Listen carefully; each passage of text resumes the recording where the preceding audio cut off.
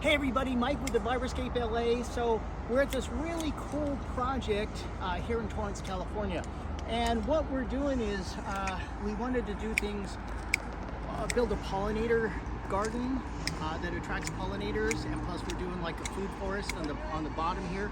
So what we did was, the very first thing we did was we planted fava beans, these big things here, and we decided to go ahead and let them grow. We harvested the fava beans, and this is what a fava bean looks like.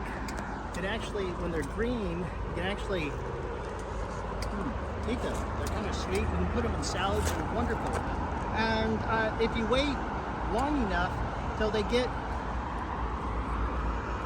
look like this, and the beans kind of, they're kind of dark colored, you can actually wait a few months and then replant these and get a lot more fava beans, or you could boil them and like make fava bean soup. My point being that these are really nitrogen fixers, and what that means is they're anything in the bean family.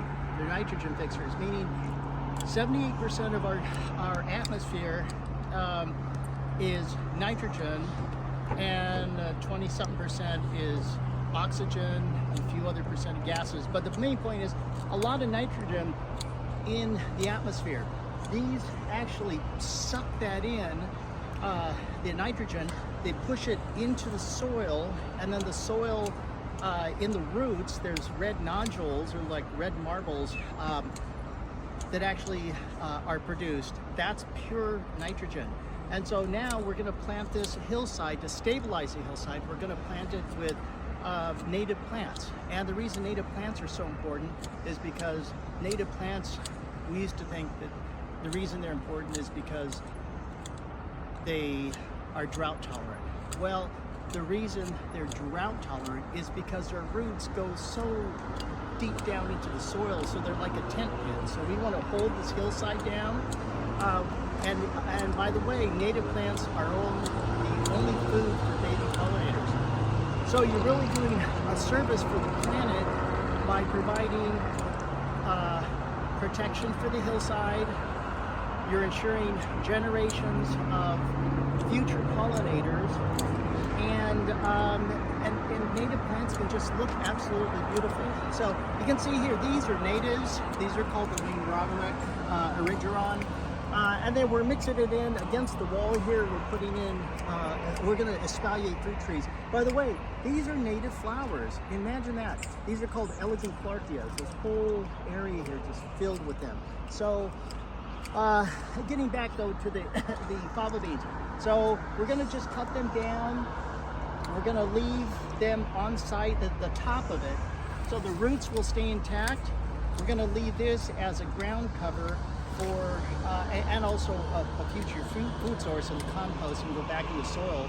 And then we're going to plant our native plants. And the kind of native plants we're going to use, we're here in LA, we're going to use a lot of salvias, different types of salvias. We're going to use pigeon point, coyote brush, pigeon point. So there's a lot of natives, and I've done other YouTube videos on this, but types of natives. But I'm telling you, if you plant native plants, you'll actually do the fava beans first. Now, in an interesting experiment behind me, there's a bunch of fruit trees. I put some fruit trees with no fava beans around them when we planted them, and then we did some with fava beans around them. The ones with the fava beans are doing so much better, loaded with fruit. The ones that we planted with no fava beans, they're just barely kind of get their leaves. So, long story short, nitrogen fixing does work. It's not hard to do, but just remember that when you do plant, if it's fava beans, you get the beans, you cut them, make sure to leave the roots intact. Mike with Enviroscape LA signing off. When you think about permaculture and food forests, think Enviroscape LA.